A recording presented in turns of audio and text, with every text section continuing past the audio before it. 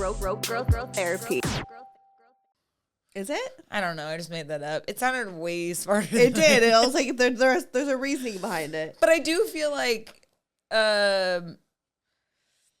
weekdays are not the same in all the cities. Do you know what I mean? Like a Seattle Saturday is not the same as an LA Saturday.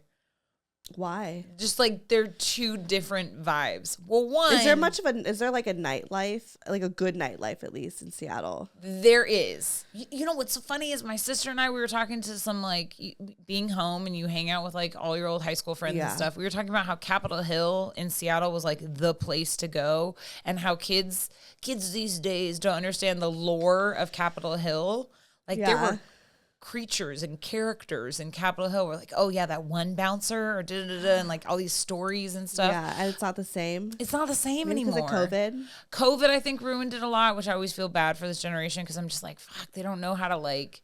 I had a friend, they don't know how to party, but they also don't know how to use their like, they don't know how to buy drinks.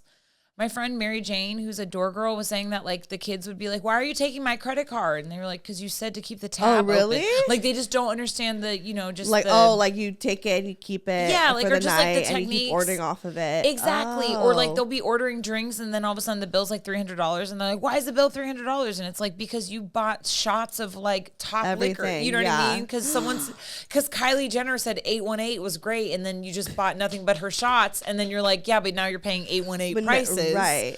Comment below if you're a Gen Z and and like ordering drinks was kind of weird for you. Or like I would like even just be like, what are you drinking? Because I also feel like, you could always tell that certain girls would just be like, it's a gin and tonic. Like it's simple, fine, just like whatever. And then guys would be like, just like a beer or oh my God. When I was like 21, I was drinking Fireball. I had Fireball in my purse. I wasn't ordering drinks. Do you not remember there was one time where you pulled Fireball out of your breast pocket? We were in the bathroom at the Virgil. Of course. And this girl was like, it's my 21st birthday. And you were like, oh my God, wait a second. You like dug deep in the bra and you took out a fifth and you held the Fireball and you looked at it. And I go, how long has it been in there? And you were like, I don't know. And then we did was it in shots my fanny with them. pack? Your fanny pack. Yeah, it was definitely my fanny pack because I was definitely wearing. It was 2019 probably or something. But it was like I think you had your fanny pack like under your shirt, so it looked like you're just taking it out of your bra. Yeah, because the fanny pack would be like on my tits. Yes, and you would just take out this, and then you just were doing and then my shots. Camel Crush cigarettes.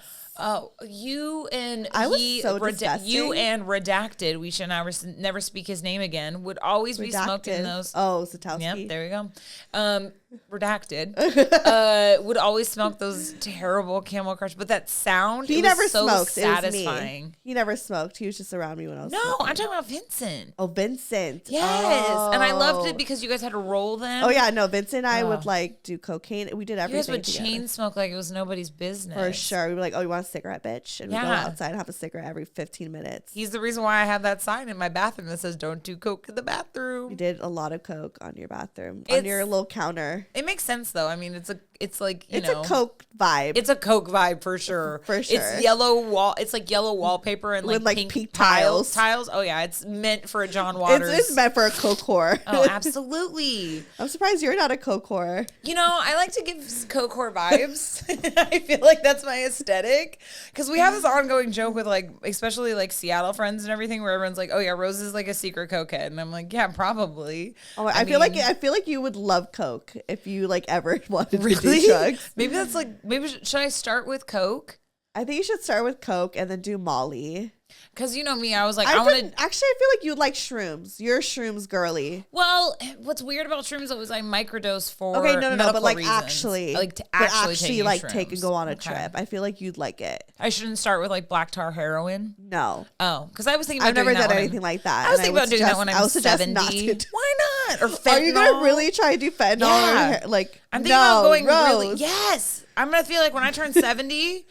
I'm like, yeah, I want to do like really let's just do heroin. Fucked and up you drugs. Die. Probably. The first time oh my God, could you imagine? The first time I like get drunk, I die. Oh, I know. I don't like that. That's why it's not gonna happen. Yeah. But no, I feel like I give coke vibes. But yeah, I think I don't know if I've ever told you this story. Because you're loud. That is true. I'm loud, I talkative. get Coke vibes because I'm congested. It's like I just sniffed. Okay, so I had just moved to LA. Yeah. Literally, I'm not even kidding. I was maybe 16 hours into the city. I sneeze and I rub my nose, and this girl comes out of fucking nowhere. It's almost like she pulled out of my armpit. And she was just like, you got any blow? And I was like, I have allergies, ma'am. Like, please leave me alone. I was at a comedy show with like my family friend, and she was like, oh my God. Like, maybe Rose should have moved to LA. So I definitely. No, yeah. No, I've had people like suspect, even before I've ever tried Coke, suspect that I was like a Coke whore because I always sound congested.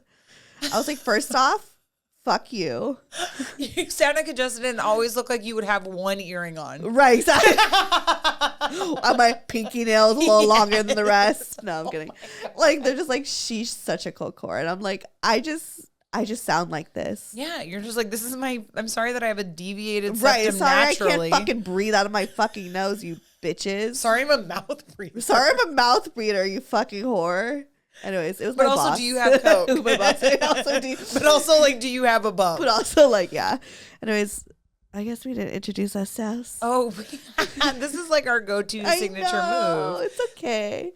But guess what? What? Oh wait, no, I got too early. Well, You have to go, and then the guess what happens. Oh yeah. I like at this point. It's like, why? Well, you know what's fun is if you can't tell it's me, what's wrong with you? I know exactly. Like, know? why did you even? You know what I mean?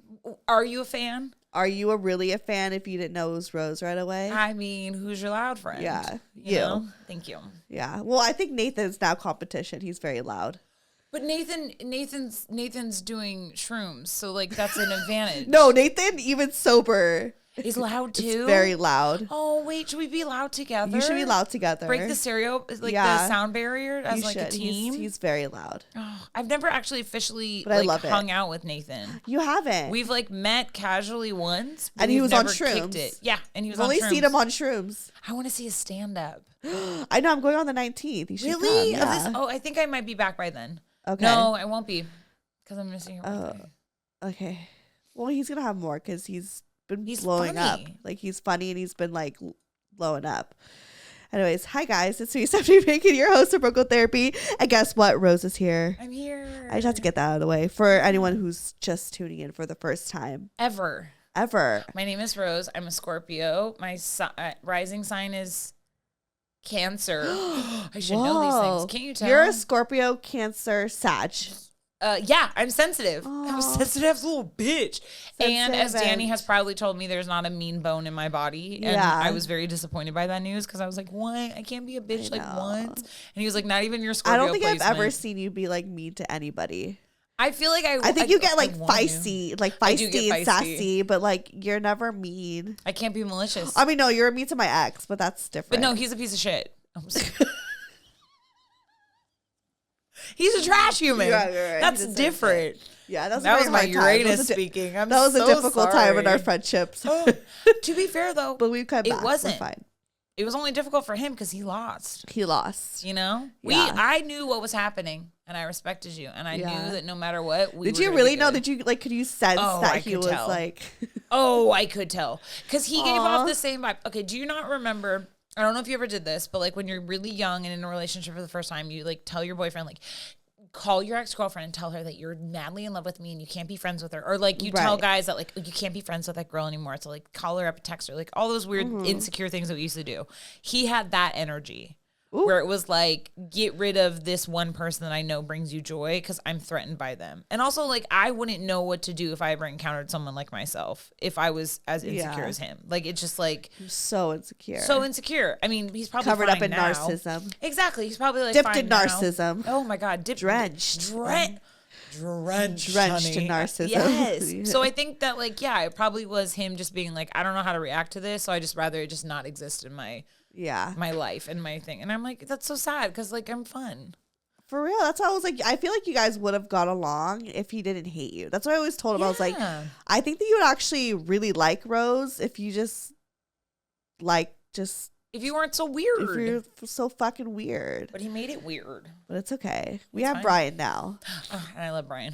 And Brian loved you from the jump, so we never had issues there. I love Brian from the jump too. The only friend that Brian didn't like was Vincent. And he like told me that pretty early on in our relationship. And then look what happened. Look what just happened. Not to like call Vincent out, because I don't even care about him. I'm not like mad at him anymore, because I'm just very like moved on from the situation. But the pain still, remember we had a whole episode about friends. I actually, like, weirdly enough, I don't feel any pain losing him as a friend. I feel absolutely nothing. Good. Like, only thing I miss, which is kind of fucked up, is how he would do my hair. Oh. And that's like very fucked up to only miss that part of a person. And I'm like, I shouldn't be their friend either. No, wait, stop. Rewind. That's not fucked up. You know how hard it is to get a good person. I know, right? To like want to do, and he would do it all the time and loved it. Like, it was such a collaboration. I loved that like part of our friendship. Like, it was such a collaboration when we like would get glammed up and he would do my hair. Like, he thoroughly enjoyed it. Yeah. But other than that, like, I'm actually like, I feel nothing. I mean, I've broken up with other friends around the time. Like, I think Joffre, I'll say, I do miss sometimes. I'm just gonna be honest. And my high school friends, except one homegirl, but one homegirl doesn't. Actually, I miss them. I do. Yeah. And I'm gonna say that. But at the same time, I don't know. I've been kind of going through it. Maybe should we just talk about this? Let's talk about this. Is this therapy? This is. I always bring out the therapy, don't I? I know. Last time you talked about you breaking up with your friend. Yeah, and it was terrible. And like, I mean, I've been going through friendship breakups. Like, I feel like this is like this ongoing thing that I'm like trying to heal from, because I stopped being friends with them in like at the end of 2021, and it's now 2024, so it's been a couple years, and I don't know. I really try to, I don't want to say not feel anything, but just be healed. Like, I kind of like how the fact that I could think of Vincent and just be like, whatever, fond of the memories, but like, I don't care. It doesn't bother me. It doesn't come up or trigger me. I don't have PTSD from the situation.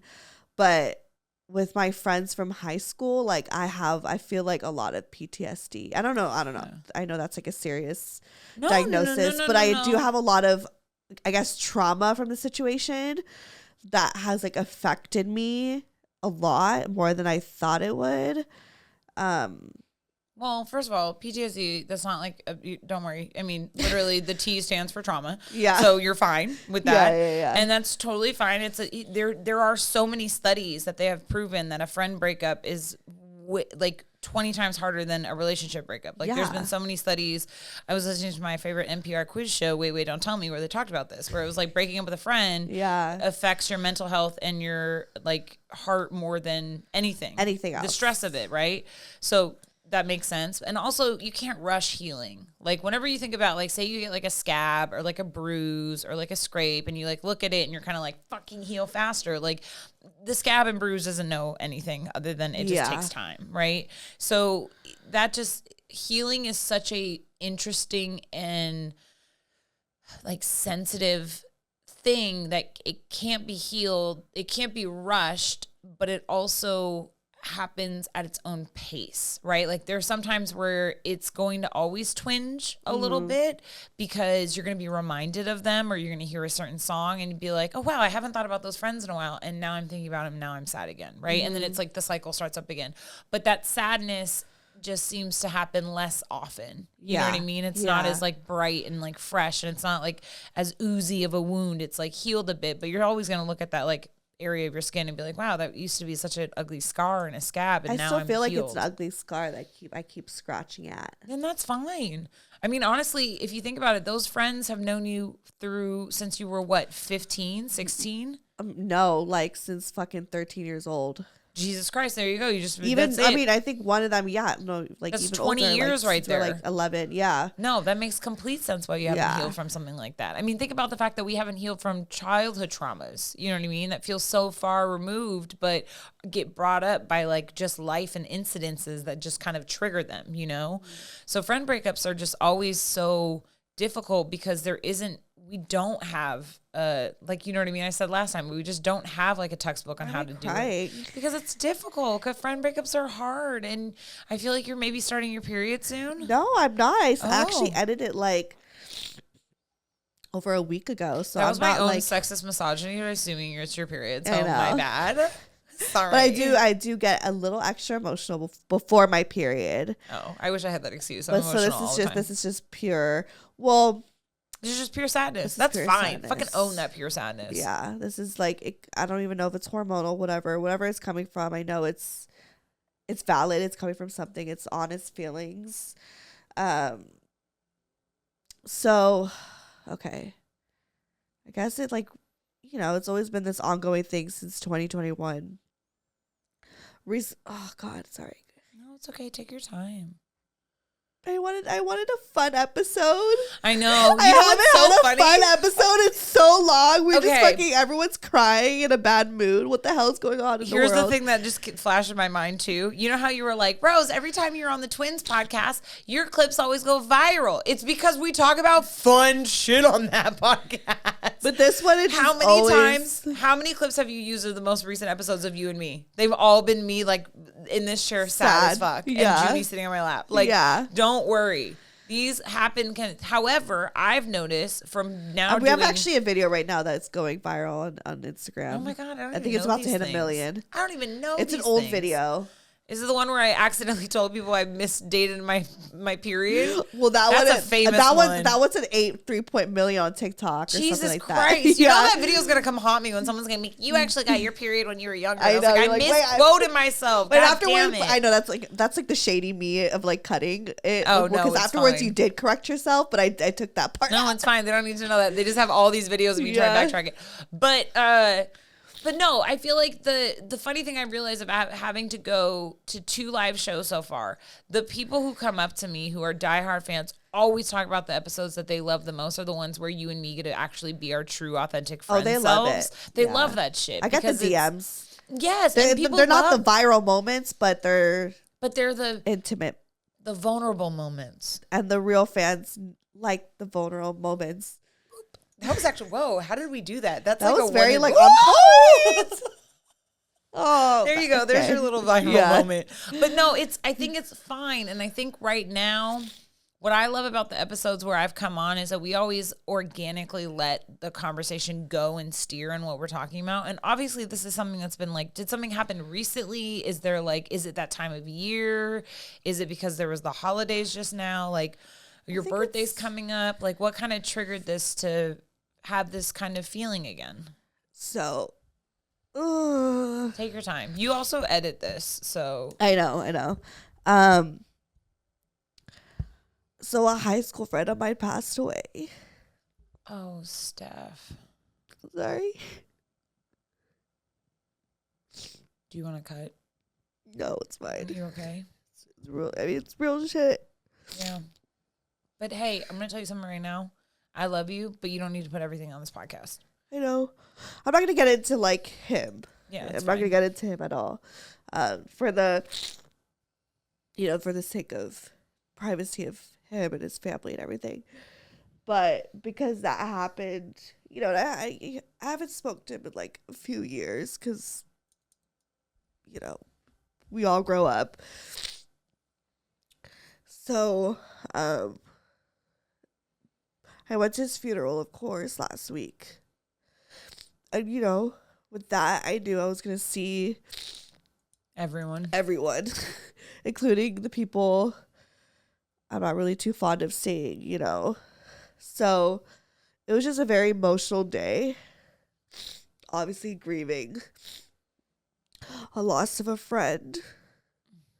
And then, having to, see the people I'm not friends with anymore, It was 2 pains in one day.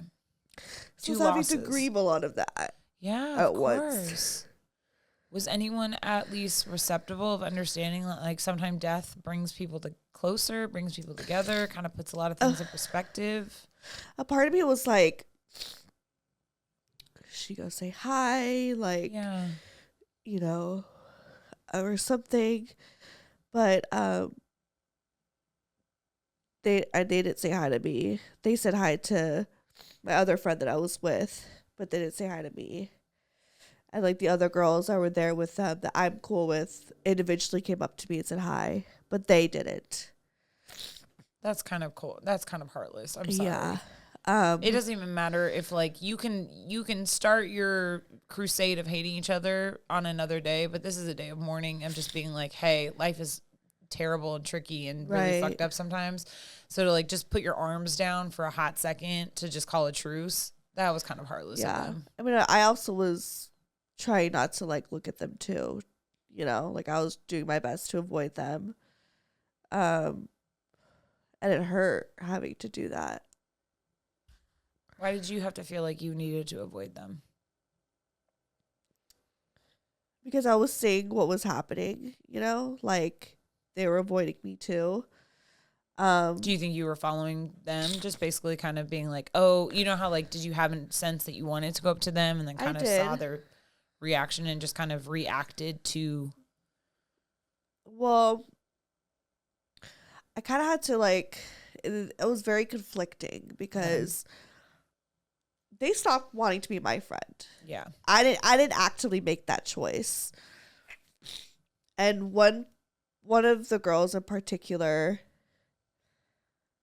has really talked a lot of shit about me to the point where it's like, I'm going to say it if you're fucking listening because I know you tune in. No. She does. Seriously? She loves to hate, but she loves to tune in because she loves to hate. She's an educated hater. I get it. I get it. She's one of those.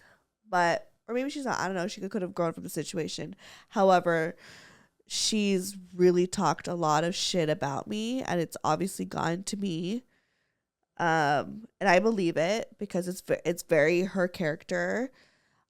I honestly think she's the reason why my other best friends stopped talking to me, because I felt like she manipulated the situations and like, I don't know. I mean, I know I'm not perfect either, but I think my friends know that I'm also not a malicious person. Like, I never want to hurt anyone. Yeah. And like this person, like,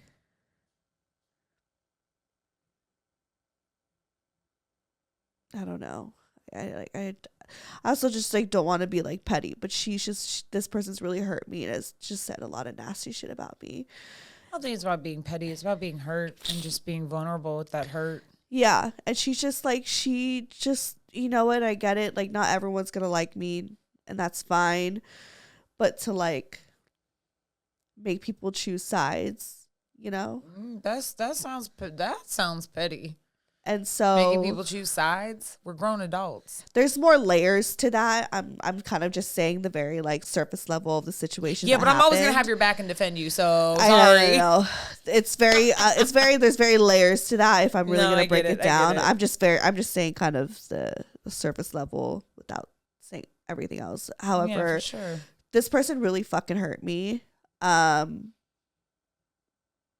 she was such a negative like light. She wasn't a light. She was a negative darkness in my life. And she was there. I'm okay with not being her friend. Yeah. Like, it's almost like a Vincent where I'm like, you could be gone. That's not the part you're mourning. But she's friends with the people that like I still want to be friends with, that like I don't have issues with, but they somehow have an issue with me. Like, I even asked mutual friends that are still friends with them. I'm like, what did I do? Like, yeah. Do they have answers? Do they have responses? The only thing they said is that I talked about them on the podcast, but and I don't even think they even listened to it, because if they did, it was really just me talking about how hurt I am from the situation. But I didn't talk shit about them. And if I did, call me out and let me know what I did. Like, kind of how you felt like you don't know what you did. Like, I kind of feel like I don't know what I did either. Yeah. No, of course. Like, I know I talked about it on the show, and I know I'm not perfect, and like, but they really hated seeing me shine. Yeah. Sounds like it. Like, they really hated it. Like, I made a speech at our friend's wedding because I'm the one that introduced the people that were getting married. And they all talk shit about it. Just like, Steph, like, I don't even know what the hell they were saying, but they were pissed that I made a speech. You sound jealous. And I'm just like, first off, it was a great speech. There you go. I had people come up to me saying like, oh my God, like I never even knew how they met. Like, I loved your speech. Like, thank you, you know, like, and I felt very confident because I'm not good at I know I'm good at this podcast, but I'm actually not great at speeches. And I felt public like speaking is different. My than public like speaking, being in this room right, with one and of your closest friends. And I felt the most confident in that speech. You know, like I felt very like happy and confident that I did it. You were in your groove as you were giving it, right? Yeah. And then to hear that they were just talking shit about me, that I did a speech in general, it's just like, oh, so you don't like to see me like be happy. Like, you if don't like I'm to see me shine. You don't like to see me shine. But anyway, I don't know. So there's so many things. And I just feel like I wish I could have a conversation with them to just like clear the air. Yeah. And get more context and to, you know, but I think that's what really sparked it, was just like seeing some of them there in like a very obviously like sad and depressing time. And it's also, you know, it's conflictive, like saying hi and just like squashing it and just showing that like I'm still here, but also being like, you really treated me like shit. Yeah. So like I had that other part of me that's like, no, like don't allow and don't open the door for that type of energy into your life. Because I felt like, you know, although yes, I'm struggling with like healing from friendship, at the same time, like there is that positive side where I'm not dealing with those types of friendships anymore. Like I trust the people in my life now.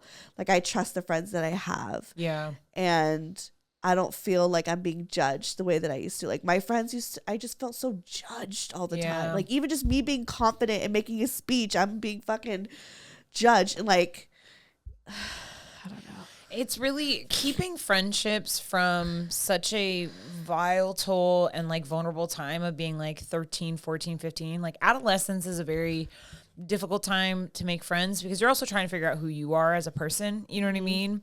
And so I'm always really surprised or shocked when people are still friends with the friends that they're like really close with the people they were friends in high school with. And I'm like, they don't pigeonhole you.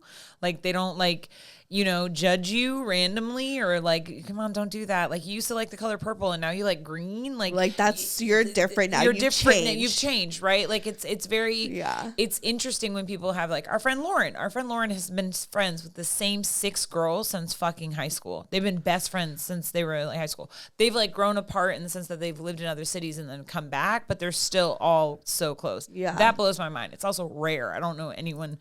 And it's all like a healthy relationship. Yeah. They're all like military healthy. And I think it's because they're just a very, I know, should we let Junie in? No. Junie, you don't get in. You're not a friend. Keep out. No cats allowed. But I think the reason why I think all 6 of them work so well is because they're also just, I've met all 6 of them and they're all very bright, beautiful women that just kind of leave space for each other. They're just, it's a very rare occurrence. They're their own so beautiful, because beautiful cosmic of a universe. I'm obsessed with them and I think all of them are great, you know? Even in being like welcomed into them, there's no weird competition. But I do think, you know, one of my friend breakups right now is with someone that I was best friends with since I was 13 years old. Yeah. And she came to me one day and just was like, I don't want to be friends with you anymore. And it was devastating. It's heartbreaking and I'm still getting over it. That one, I feel like I'm healing from faster. Say the situation the last time where I was on the podcast talking about my coworker friend. I'm healing from 13-year-old friend because I realized how toxic we had both become towards each other. That I was kind of more the toxic friend at the very beginning. And, you know, and then I realized that she would keep bugging me and how she would tell people like, oh my God, Rose was so annoying when she was 16, 17. And I was like, yeah, rightfully so. I was. And then I realized that I'm like, oh, you can't let go of 16 and 17 you only see that version. Yeah. You only see that version of me and you're only so obsessed with that version of me. And then you just keep bringing her up. And even when I'm changing, I then realized that she became kind of the like more obsessive, toxic one. And I think she even realized it by being like, I can't be friends with you right now. She would love to have a relationship, or actually, no, I don't want to speak for her. She has mentioned about how she would love to have a relationship with me later on. I don't think I could ever have a friendship with her because of just the pace and space that we've had. But what you're going through, and to the point is that I think sometimes we mourn a feeling more than we mourn the people that helped us with that feeling. Yeah. It's this idea of that time in your life was so important because you as a person was so still trying to figure out who you were. I mean, being a teenager is so fucking hard because you're experiencing feelings for the first time and you're convinced you're the first person that ever invented that feeling. Oh, for sure. You're like, it's like catastrophic. It's the massive. And just imagine that though. Yeah. It's like you're giving it's such a sensitive time. It's like you're experiencing love for the first time. You're experiencing hate for the first time. And it's at those extremes where it volleys like crazy. And then let's be honest. We spend the rest of our lives recovering from our teenager years. That's just all we're doing. Sure. Like, if that's not a teacher, I don't know what is. Like, that's just kind of what we do as people. So it makes sense that you're still mourning from, even though these friends sound terrible, you're still mourning from them because they represented a part of you and championed a part of you and liked a part of you at one point that they now are kind of disgusted by. And it's almost kind of like, well, I don't want to fail that 13-year-old version of me. Right? Like that you're like, I'm so sorry, 13-year-old Steph, we're not friends with those people anymore. Yeah. And you're imagining 13-year-old Steph being like, really? No, I thought they'd be like, we thought we'd be friends for literally our entire lives. And it's just so hard and it hurts so much. And something I've discovered in therapy recently is we've been doing this kind of stepping into my childhood and like talking to my 8-year-old self. And something that I've realized, and I hope that this helps with you, is my 8-year-old version of me is the smartest version of me because she's technically the older version of me, because it's a little heady because it's been 26 years since I've been her. So she's the oldest version of me. 8-year-old me has been around longer than 34-year-old me. 34-year-old me has only been around for a year. Yeah. So when 8-year-old me says something like, I'm scared, I don't like this makes me feel uncomfortable, I need to listen to that side of me. So when 13-year-old you is an older version of you because she's been around the longest. So when she says, I'm hurt and I'm sad, no wonder 32-year-old, you're not 33 yet. Yeah. 32-year-old you. About 33 probably. Yeah, things. But 33-year-old you is like, okay, I'm taking your feelings seriously. I hear you, because that person of you you've been carrying around 13-year-old version of you for a longer amount of time. So you trust her feelings and how it's hurting her. Yeah. You just have to now be the adult to the 13-year-old self and be like, okay, but we're okay. Look at all the amazing friends that we have now. Yeah. Like, look at how much we've come to. Look at the friends that like champion me and are like, I love how fucking loud you are. I love how energetic you are. And I love that you pull fireball out of your fucking bra. Like, you have people that champion you. That doesn't mean that healing goes away and that pain just disappears. It's just something you just have to constantly navigate away from. Right. It's just like a current. It's just like, nope, I'm not going to go to that whirlpool today. Like, it sucks because it feels so fresh because you just went through this traumatic thing. And again, I'm so sorry you lost your friend. It's losing friends at our age it's devastating. It's terrible. But it's what you're doing is you're not just healing from this friendship. You're trying to heal your younger self. Yeah. I have words, but let me just digest these tears. Oh my God, digest your tears away. Also, I hit you with some like weird, like fucking interstellar timeline shit. It was very powerful. Especially when you talk about like healing your inner child. It's just like it's hard because how are you supposed to be the adult and the kid at the same time? But I feel like, I'm exhausted just being an adult. Okay, but I've been telling people I've only been an adult for 7 years. So treat me like a 7-year-old. Right. Because I've only been an adult for 7 years. Like, I just started I feel like I've been an adult for just 3 taxes. Like, I've just started this. Actually being an adult. I'm not talking about being a 20-year-old saying that I'm an adult, actually I was not an adult shit. in my 20s at all. God, no. I'm a newborn right now. Exactly. I'm a newborn. Yeah. There was that person that for a long time on Twitter or on TikTok, it was going around about how you're 10, from 0 to 10, you're a child, right. So-and-so. And this is your 30s is your teenager self. It's very much that, your teenager self in your adult years where it's I've never felt younger because I'm kind of oh, you guys expect me to know all this shit, but I was fucking off in school. You know what I mean? Right. But that's why healing your inner child, we need to kind of think of it more as this child brings a lot of wisdom. It's not pain.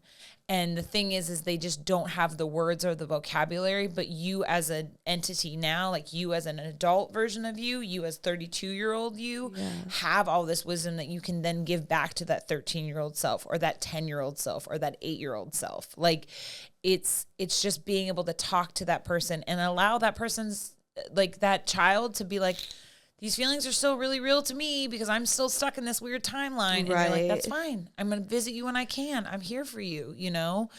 And there's some people that are just, some people that are just garbage people, that are just trash humans, that are just, no matter what. I was talking to my mentor yesterday where I was like, why are people miserable? And she's like, because they can. People are miserable because they definitely can be. And they want to be. And they're okay with that, which is wild to me because I could not imagine my life going around things. Oh, that was what I was also going to say. I think that one of the things that's really difficult too is when you're talking about these friends that haven't necessarily given you a reason why they don't like you, what they're choosing to believe is the worst in you, even though you're choosing to believe in the best in them. And that is hard because you're like, oh God, that's the part that Oprah makes you cry. Oh God, Oprah.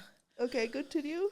But that's what it is because they're choosing to believe this fuckery dumb shit that they heard once or twice, but you're believing in the best in them where you're like, even if tomorrow you're like, I could potentially forgive you. Like, we don't have to be friends.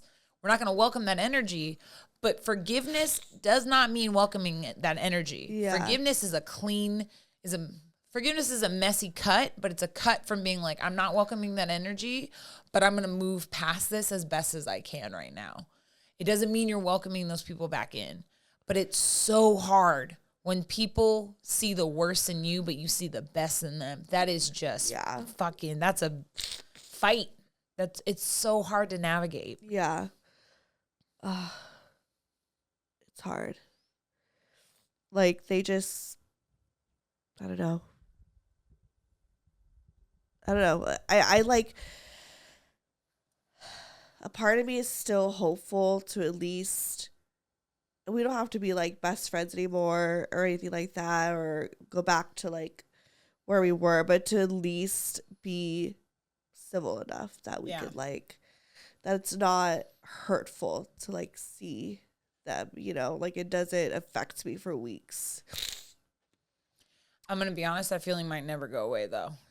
It might just, I'm not, never say never. I just feel like that idea goes from neon to dim. Yeah. But it's still light even when it's dim. Right. You know what I mean? You just got to imagine the emotion kind of like a flame. And like when you're feeling the flame, right, it's going to get big and massive. And it's going to be a fucking size of like a house fire, right? Right. And then when you kind of temper the flame and tell it to like calm down, like the pain is real, it's okay, think about forgiveness, then it's just kind of this tiny little tea light. And you're always going to have that tea light because you have passion for friendships. You have passions for connections. You are a person that, you know, is not going to throw people away for no fucking reason. You're going to give people reasons why. I mean, you went over and beyond for Jafra. Like that, I'm like, I couldn't even fucking do that shit. But I'm just saying, we have to remember not everyone works like that. Not everyone can handle and navigate the world with such grace. You know, some people only see it. I think that's the painful part, you know, because it's like I think that like I hope for people to like change, right? And to that's swimming against the current. And then like you talk to them again, and you're like, oh, you're literally. It's like it's like going back to the next boyfriend, and you realize, oh, that's why we broke up. Like what we were just talking about earlier. Yeah, like, I was like, there's nothing more amazing to see an ex and being like, oh, I did fine. I made the right choice. But no, it is that. But you have to remember, then that means you changed. And that's when you should applaud yourself as a person. And that makes me sad. Like, it makes me happy and sad. It's nostalgia. That's the part that pulls you back. Is just the nostalgia of what once was. And like, it's like I'm so proud to not deal with bullshit anymore, but I'm also like sometimes like I just don't like, I don't know how to say it, like I don't know, it's like I'm bored the past stuff sometimes. Because not that I'm not proud of who I am now, I definitely am, but it's just kind of like, because to like grow out of something is, the harsh reality is that you grow out of the people that you love sometimes. Yeah. And that's painful. It's so painful. So sometimes I miss being the old stuff so I could get the people I love again. Yeah. But you don't want to bring that darkness back too, because the one thing you gained from that was the strength to set boundaries. You know what I mean? And you don't want to sacrifice that strength just to get to an old past version of yourself. You know what I mean? Because that's just comfortable. You know what I mean? That's not where the good, juicy, great zest of life is, though. But sometimes I feel like, am I trying hard enough? What do you mean by that?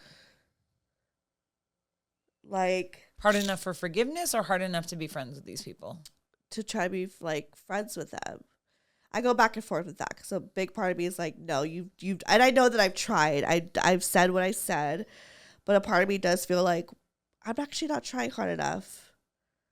Do you actually want to be friends with these people again? Who they are today? Don't think about just the funeral. The funeral is the most recent interaction that we've had with these people, right? Don't think about the past for now, but just gut reaction from what you experienced most recently. Do you want those people in your life right now? So it depends on who it is. Because again, this is, I'm not just breaking up with one friend. I'm breaking up from a group of people. Yeah. It's a group of people. It's a lot of personalities in this too. Yeah. Okay. As a group, I'm so happy to not be a part of that anymore. Yeah. They were toxic. They were the opposite of Lauren's friends.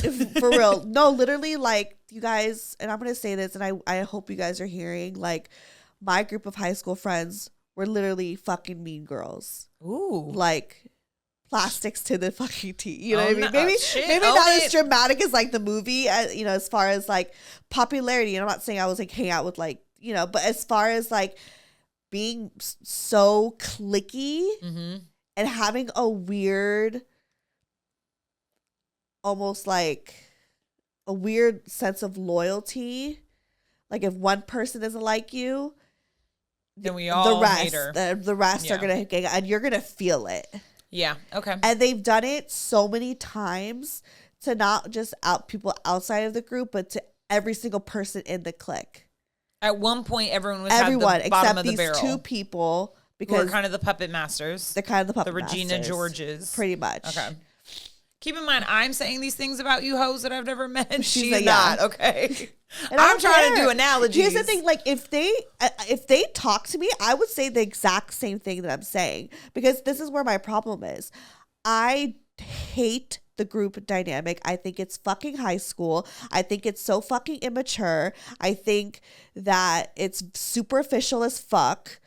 But the individuality is different. It's different. When I'm with one person, weird? I'm like, I love this.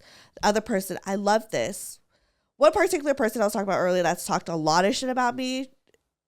No, I'm okay with not having. That's fine. We don't need our individual relationship. I don't care. Yeah. Everyone else in the group, and I'm not going to say names just because for the sake of privacy, I would love to have that individual friendship again. Yeah. Have you tried reaching out to just one of the individuals that you think you could reach out to, and nothing? And it's still too toxic. So this was a couple years ago. This is when I realized that I was exiled from the group. They all had a holiday party. Oh, yes. I remember this. Yes. Story. Yep. Okay. I had a bottle of wine. I was very courageous. And they all had a holiday party without me. And I always am at that holiday party. And so I was like, thanks for inviting. You guys are such great fucking friends. And they're like, well, you were talking about us on your show, whatever. And then I said, like, there's more context to what's been said on the show and to, like, how I feel. Like, I would love to, like, talk to you guys, whatever. And, like, she's like, okay, I'll call you, like, soon or whatever. And I was like, I'll always pick. And I told him, I was like, I'll always pick up when you guys call. And it's been 2 years. So I haven't heard shit from her. And anyone else is at the well, there's one girl. Her and I salvaged it. Okay, that's great. And because she came to me and was like, hey, I heard the episode. This hurt my feelings.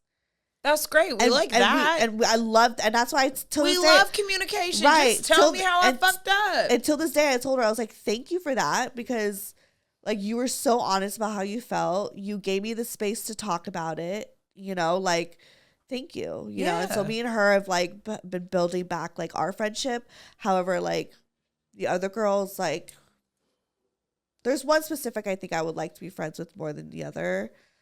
But yeah, so that's how I feel. I just want to squash the dynamic of that high school group, because we're in our 30s. Like you can't be treating people like this. I will say though.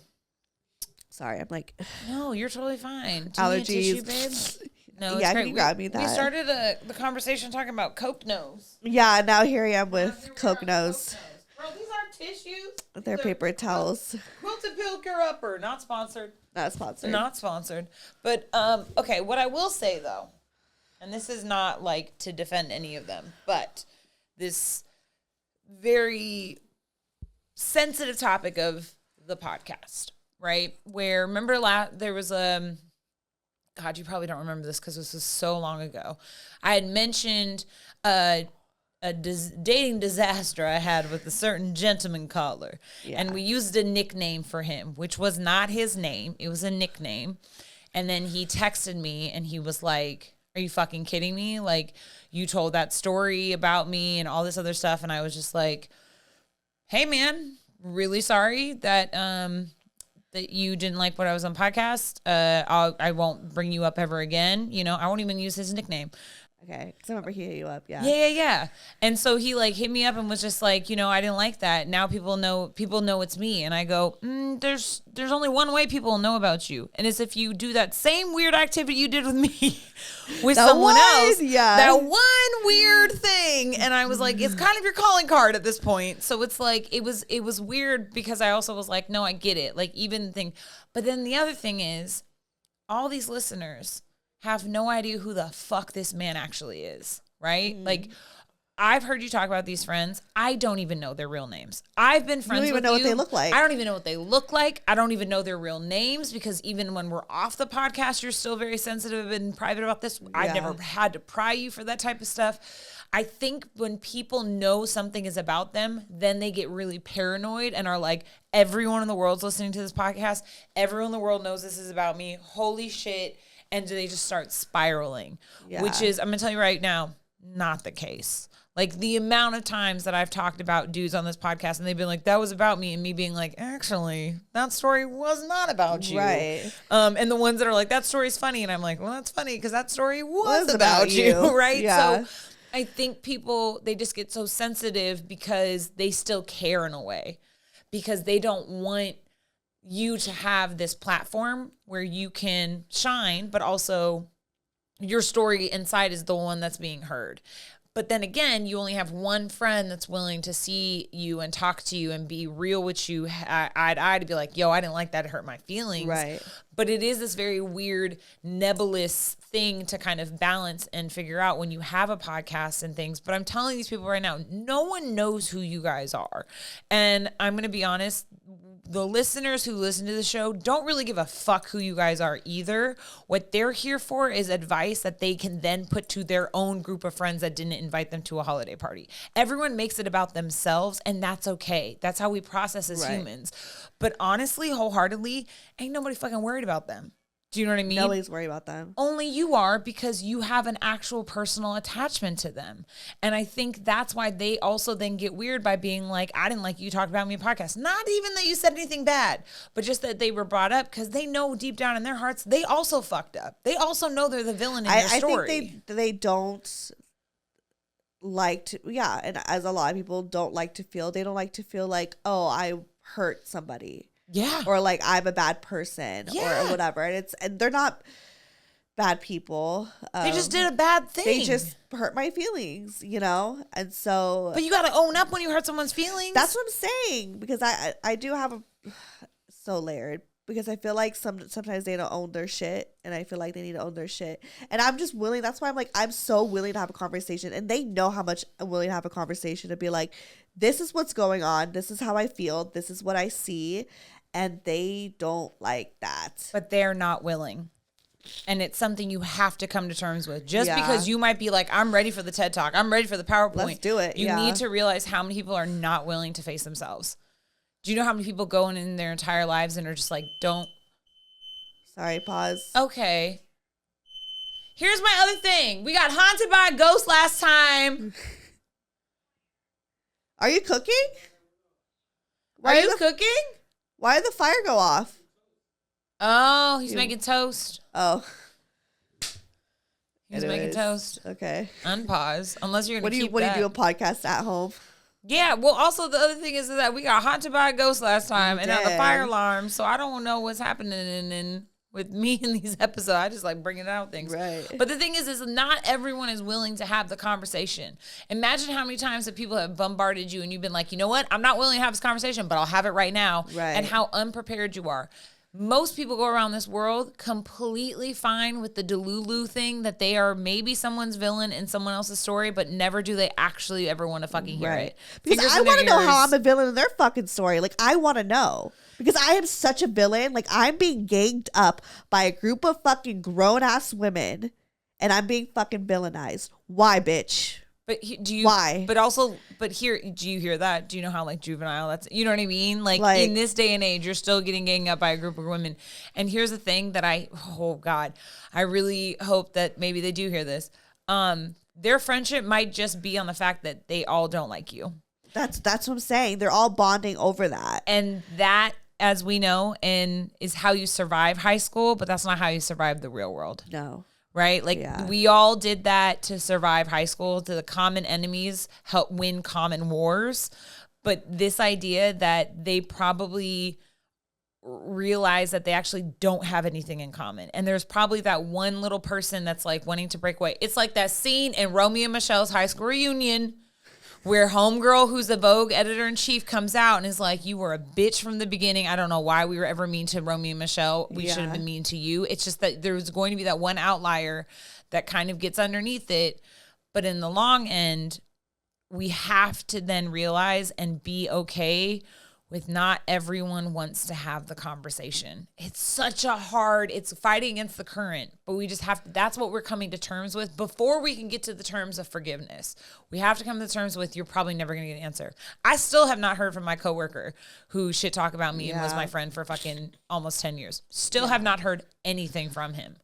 And what I'm now taking from it is I am mourning a feeling that I once had with someone that I can no longer have, and it sucks and it hurts, but I'm enjoying it more with my friends. I've realized that with every friend breakup I had, I get closer with the friends around me, and it just feels as though it's just like that's what's happening. It's quality come through as quantity is like being discussed, basically. Yeah. But fuck those hoes. Sorry. It's just the defensive side of you. That is the defensive. See, I'm not mean. I get defensive. Yeah. And I'm very loyal. And so that's where I'm like, I don't fucking like this. I know. And it's, yeah, I don't know. I mean, I do feel better after I've said it out loud. Good. I'm glad. And I was like thinking of doing like a fake podcast episode. Almost like, when you write a letter to like your enemy or your ex to like or whatever. Get it out. Yeah, I was gonna do like a fake one. Oh, like when you practice like telling someone off in the shower. Yeah. Oh, that's my favorite. That's or how you like write a letter and you burn it and you never send it. Oh, you don't send them? But that's the thing. I would love to send it. If I'm gonna write it out, take the time to say how I feel, bitch. No, I mean I always keep those letters. I know when I die, just so you know. Yeah. There's going to be a box of letters that the ones that you don't send. I keep them though. Oh, that's cute. There's one to my high school bully. So sorry, girl. There's actually a lot to her. So you're welcome. Who was the high school bully? We will. in the vein of keeping, right. like things. Why was she a bully to you? We're talking about high school dynamics. So we're talking about high school. Brand. You know what? She was part of a kind of, she's actually, what's so funny is that she's still friends with the same high school girls. And I wanted to be their friends. Usually the high school bullies are usually still friends with each other. Yeah, it's weird. Not saying that my friends are high school bullies, but they they were somebody's bully. No, I'm saying they're high school bullies for sure, because that's just ridiculous. But no, there was this one girl in particular. I was really obsessed with her because she was like the perfect, like, she was everything I wanted to be. Like, she was this white girl that was like really just like skinny and pretty and like, all the boys seemed to like have crush on her. And I just remember being this like weird, awkward girl who like just didn't have, like, was goofy, but like not sexy like she was. Right. And then like her and her friends, she actually had one friend that I didn't like, who was way meaner and was a total bitch. That girl was a cunt. She was a total capital see you next Tuesday. But I never liked her. But then I feel like my high school bully, I feel like we're cool now. Like, we've seen each other since then. And I can tell that there's still some like she knew that she was a bully. Right. Like, she knew that she was she like carries that guilt. Oh, she carries that guilt around, and it's still very awkward around me. And that's why I'm kind of like, it's like, it's fine. Her friends are still kind of weird though. Yeah. But that's the thing, is I feel like there's that one toxic person that just like sours the well sometimes. For sure. Like, I was like, I thought about it right now. I was like, I never really, when I was growing up, I was like, oh, I don't really have any bullies, but I really feel like all my bullies were in-house. Oh, see, like, it was either like, it was either my mom or my brother. Yep. Or your friends. They're all in my fucking group. I think that's really common for girls, unfortunately, because that's how we survived, was just ganging up on someone. Oh, like, for sure. I was like, I was probably somebody who's bullied. But it was actually really nice because I got my hair done recently, and it's by my friend from high school. And I was kind of like venting to her about it because, we got 4 hours in a chair and we like talk. And because I was feeling kind of like, for a while, because, I've been friends with fucking mean people for years. Sorry, whatever. Actually, I'm not sorry. Y'all are fucking, yeah, y'all are fucking bitches sometimes. And y'all know it. You're so mean. You're mean. You're mean to people. So and so, And I remember, and I was kind of like, fuck, like, I was probably like mean to somebody, or like I was probably a mean girl if I was like hanging out with people like this. And my hairstylist / like friend from high school, she's like, no, you were never mean to anybody. Like, you were always like very nice. So if anything, just a reminder, like, you weren't ever, to me at least, never came across like you were a bully in any way. I was like, oh, thank God. Because you never know. Because kids are, kids are capable of being bullied. Like, kids are fucked up, Especially, I feel like in elementary school, I just went with the tides. Right? Or just like a teenage girl, like insecure. Like, I don't know what I would have said or done to somebody or whatever. It's just because it's unfortunate. It's a pack mentality. You just go against, you don't want to be the weirdo. You don't want to go against the grain. So, of course, I definitely have carried some sins of being like, I definitely was like, oh yeah, that girl's a slut. And then fucking regret it deeply and dearly. Yeah, I probably did definitely call people a slut. I was called a slut. I mean, now look at us. Now we are like, look, we're the sluttiest sluts. Yeah. Yeah. I had phone sex with Brandon in 8th grade while I had a boyfriend named Jeff. That is so slutty. Such a slut. Oh my God. Wait, could you imagine us calling sluts girls back then? That's like water calling wine wet. You know what I mean? Like, yeah. It just doesn't work out now. You're right. Little fucking whore. I know. Like, I mean, now I just talk about sex. So, yeah. Here I am. But I think that it's healthy, and just know that you're growing and that you obviously have grown more. You've grown outside of these friend groups. Yeah. And I understand that you want closure. Closure doesn't exist the way you think it does. Closure is actually happening right now. Like, you just might not know it because it's not so like, right. It's not your definition of it. Doesn't mean it's not being defined currently. And the thing is that you're aware of the times that you could have fucked up. You're aware of the times you're like, yeah, I did talk about you guys on the podcast. And that one friend that was like, it hurt my feelings. And you were able to have a conversation. Like, you're aware of that. You are owning your shit. It's so frustrating, though, when you are the bigger person in those situations, because you're kind of like, now it's your fucking turn to be the bigger person. Like, just own up your stuff. Right. But not everyone is going to do that. And I can't expect them to. I wish we could. That is like my hope that one day we could come together and just, because I'm willing to hear how I've hurt them, you know? And like, I know one particular friend, the one that I really can't stand, like she told me how like I've hurt her, and I'm thankful that she did, because all those real reasons were so corny. I'll say corny. There you go. Really fucking corny, that I was like, oh, so this is how you view me. And like, that's the thing, is like, I rather just, like, I'd be okay if they just said like, I don't think it's good for us to be friends, or to see that like, oh, things were maybe taken out of context and we could salvage this. Like, I don't know. And I know that that's not like realistic to expect, you know, because we're always trained to like have these breakups with boys, but never trained how to have these breakups with, you know, like when we break up with someone, you think of like, why were we compatible and why we're not compatible, and how do we move forward? And like, I wish I could have that conversation with them, but I know that that's not really like a thing. And you might, but it just might not look the way you see it as, right? Like you had that one friend that was able to veer out of the group and be like, yo, I didn't like that. And you had the meanest one say to you, hey, these are the reasons. The reasons were corny. Obviously, she just doesn't like you. I think maybe she's probably threatened by you, and probably you represent something. She's like, I don't think you'll ever like my kids because, no, this is how corny, y'all. Wait, not children. She said, I don't think, she's like, she tried to bring her kids into it. She didn't even have kids at this time. Now she does, but she didn't have kids then. But she's like, I just feel like you're not going to like my kids because they're going to be half white because her husband's white. Wait, what? She's Asian and her husband's white. She told you that you weren't going to like her kids because they were going to be racial? That's so corny. That is the definition of corny. But that just tells me she just doesn't like you. Yeah, I was like... It has... Steph, there's absolutely... You could have been the perfect person. She just does not like you. Yeah. It has absolutely nothing from doing anything. And that's why. That's why, like, I had to think of those moments. Like, for instance, she's the one at the wedding who was like, oh, like, told my friend... later who told me, she was like, oh, can you take a picture of us and make sure Steph's not in it? Oh, she just doesn't like you. She's just a cunt. She hates me. Yeah, no, she's just, but here's the thing. Let her hate you. You know what I mean? Yeah. But I think what hurts is that she's got everyone else to hate me too.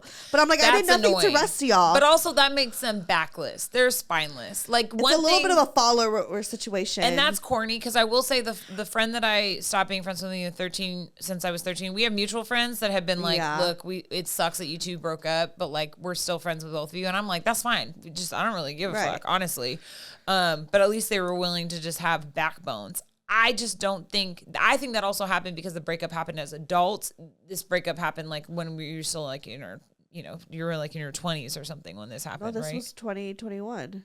This was recently? I don't have excuses for these hoes then. They're just corny as fuck. Even the ones that following her, they're just backless.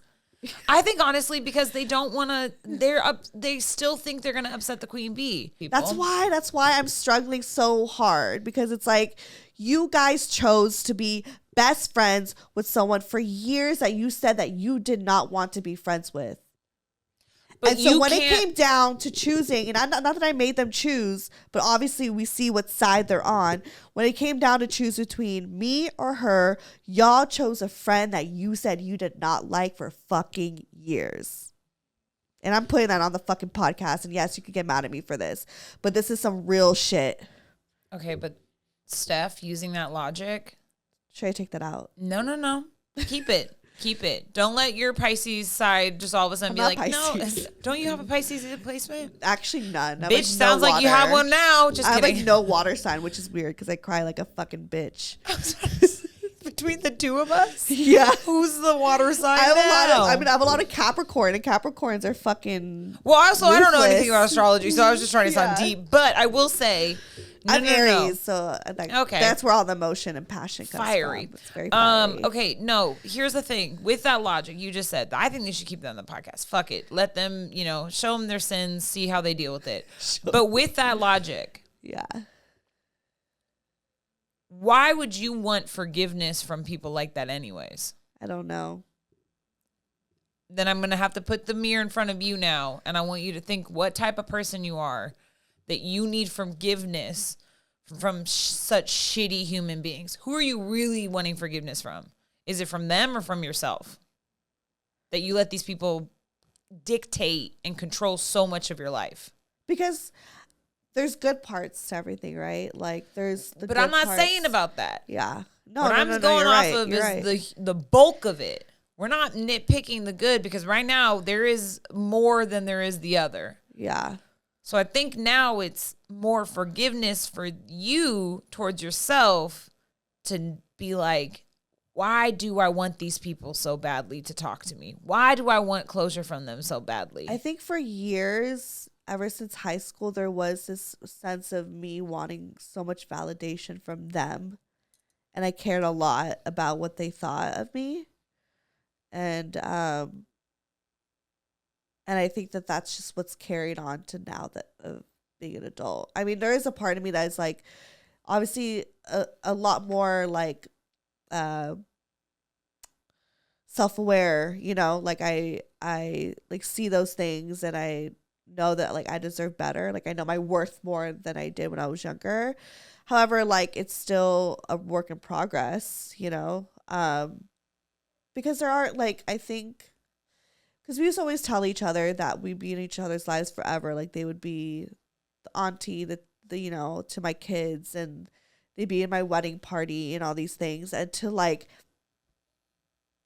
to come to realization that that's not the reality is painful. That's what you're mourning.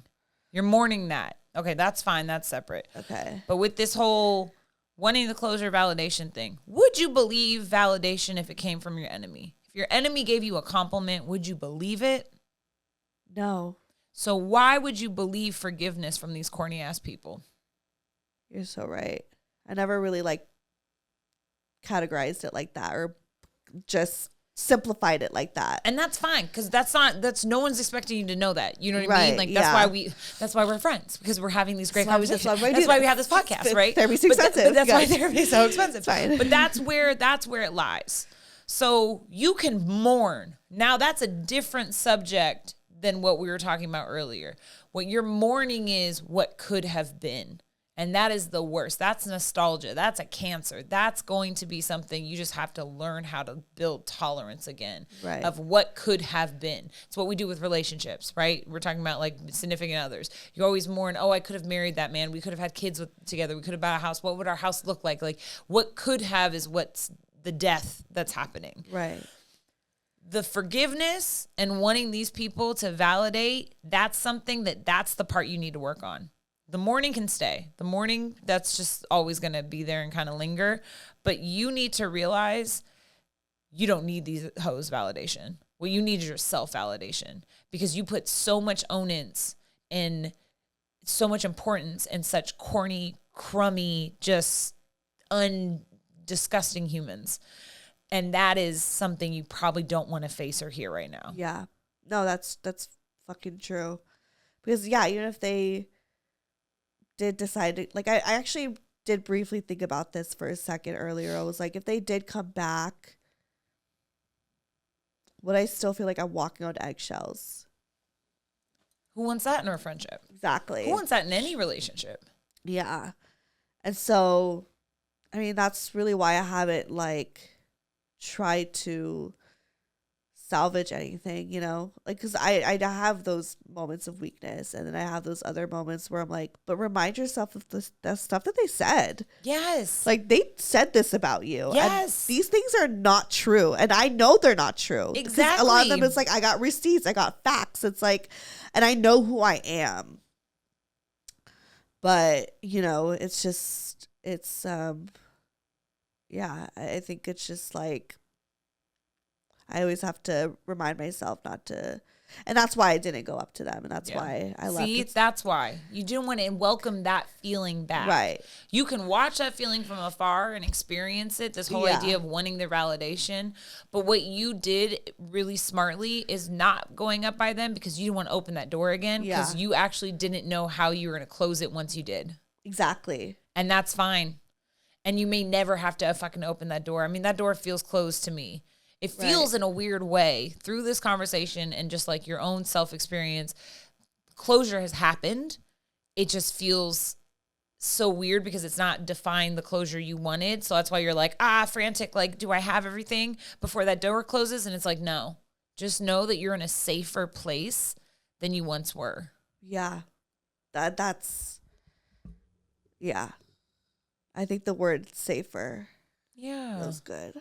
You're in such a safer place. I really do, because I could never talk like this with them. Yeah. And I think even like homegirl said to me, and it's funny because I think she brought up this conversation, I think around the week that we talked about years ago. I put up the episode like my 23rd birthday. Remember, I was crying. Oh shit, yeah.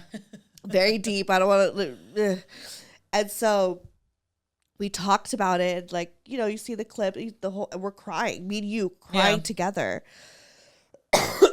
And she's like, how can you do that with those friends and you don't do that with us? Oh, she's jealous. She was like, you do that with them, but you don't get emotional like that with us. And I don't. Because you don't feel safe with them. I don't feel safe. I can't be this vulnerable, this version of Steph. Oh, they hate me then. Probably, I don't know. They hate people, but like they can't get this side of. That's why they're mad, Steph. That's why they're mad, because that's why they're upset. See me with all my other friends. They want to see all of you, and they're so mad at themselves that they fucked it up. That they're the reasons why they cut you off. They're the fucking reason why they couldn't get 100% of you.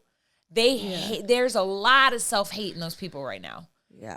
That they're not honored enough to get this real you. Yeah. They're never going to experience how it is. No, fuck that shit. They're livid right now. Because look at the fucking person that I get to call my friend. Look at the person that I get to kick it with. Yeah. I get to kick it with you when you cry. We're about to go get some fucking Korean and we do barbecue this all the time. We do this shit all the time. They never see the side of me. They never see the side. They don't see the conversations that you and me, how much we kiki off the fucking camera. Right. Like, they're mad because they don't get all of you.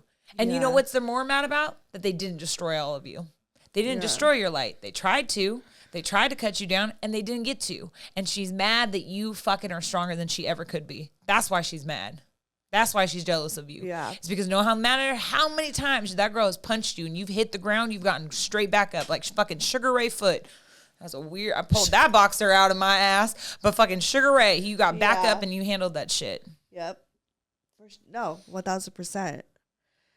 1,000%. Like, it's they don't like to see me do well, and people don't like seeing shine. And I didn't want to ever admit that because I was like, ew, why would I say that? Like, that's like sounds so ugh, you know. But it's like, given the track record, you know, of the moments that I do feel happy or when I'm doing something I love or whatever, it's like the reactions, and you know, they don't do well with that. And I mean, the fact that she even said that, she's like, you're on the podcast with your friend crying, but you can't even do that with us. You can't even cry with us. And I'm like, yeah, I don't like do this with them. They ain't lucky. They don't get and I've known them for how long, and I don't do that with them. And look what we've done. But we worked at this. You know what I mean? We've seen each other as ugly, and we've seen each other as beautiful, and we've seen each other, and I've seen all of you, and you've seen all of me, and I still chose to love you every single time. And you still love. There are things I know that I do that irritate you, and vice versa, but we still forgive like I wish that we could FaceTime more. But and I hate FaceTiming. That's my biggest thing. If I can name the one thing that bugs me about Rose McAleese, That you know what? kills me inside. You know what? For 2024, I'll FaceTime with you more. No. I'll do it. We'll do it. Because you know who also says that? My boyfriend. My boyfriend's like, I wish I could FaceTime with you more. And I just, you guys, I don't know what it is. I will randomly call her. She won't pick up. But if I text you, you'll get back to me. I know. You're such a texter, but I'm just such a FaceTimer. No, so I'm like, I'll FaceTime with you. You know what? For your birthday, how are we going to communicate if we don't have the same communication style? We still make it work. We crying. do when we do crying is our communication style. Our communication style in person is it's dynamic. I mean, it makes bitches jealous. That's how great it is. Technology wise, I know. No. But even with that, we see each other's texting. I know, and I make you do it all the time. I don't like writing. I like speaking. I love writing. I know. But even then, that's the test to me of a true friend. That you can look at a friend and be like, "Girl, I want to punch you in the face and kiss you on the forehead." That's the friendship right there. Yeah, just that whole. I've had to like tell myself not to get upset or take it personal because I'm like, she doesn't love me, but I'm like, no. No, you're just your friend that gets weird because she hates seeing herself on screen. Like, I just don't like. But it's okay. Like, every time I FaceTime my friends, we're always like double chin out, like nasty, like bud. Like, I'll FaceTime the twins and we both look disgusting. We're just like, but my thing is I'll be on a phone call. I'll put you on speakerphone. And because my other thing is like, if I'm over there and I'm walking around the house. Phone calls. I like FaceTime. See, I'll try. For you, you know what? For you, because I love you, because I fucking love you, I'll FaceTime more. I'll do it. If you want. I don't want to force you to do something that's so out of character. 2024. We will come up with a compromise, okay? Maybe like, I don't know. What, voice memos? Oh, I do love a voice memo, actually. Oh, God. I'm just scared. You know when people are like scared? We love the like opposite I know, thing. but I'll do that. We'll do voice memos. I can compromise on a voice memo. Or what about those a bit but emojis? But it's not as fun. Where it's like the talking voice tiger memos head. are always like, if only is, it was like a quick something. But I like, me and Nina FaceTime for like 4 hours. Like, every day if we could. God bless Nina. Sometimes even longer. How do you get your day done? I'm doing my day with her on FaceTime. But most of my day is me either watching a movie or reading a book. Like, that's not my, you know what I mean? Like, do you want to watch me read a book? Yeah. Oh, okay. Yeah, and tell me about the book. I want to know what you're reading. Do you want me to read to you? Like, just read. I can read to you. I'm reading a really great book right now. Yeah, you can read to me. Like, I would love it. Like, okay. You know what I mean? It doesn't have to, like, you don't have to think about what to talk. It's just, like, it could be the most casual shit. Like, it doesn't. How about this? But we don't have to do it for 4 hours. Because I feel like I can only do that with Nina. Well, actually, I can do it with my friends. I can do it with 6. 6, I love talking to when I'm doing my makeup. I was about to say, I was literally about to be like, I bet you have a different routine with each person. So here's my compromise. Okay. I always get really lonely and bored when I do dishes. FaceTime me. I was about to say, because I've even had to come up this thing that makes fun of me all the time. Please bleep out his name. Yeah. Southern Gentleman and I do all the time, where it's called what I call grown and sexy dishes, where I put on the mood lighting on and some smooth jazz, and then I do the dishes. So I'll FaceTime you now. Yeah, FaceTime me. Okay, I'll FaceTime you when I have to do Nina will dishes. FaceTime me while she's like scrubbing the fucking baseboards and she's doing chores. Like, she'll FaceTime me and we'll talk, because it's like a podcast. Okay. Why turn on a podcast if you could call me? Wait, that's actually okay. That makes, which reminds me. Oh. What is this that I have? A sweatshirt. It's a sweatshirt for your listening audience. They don't know what's happening. But I'm holding up a great, gorgeous, cozy, amazing, oversized, but perfectly fitted.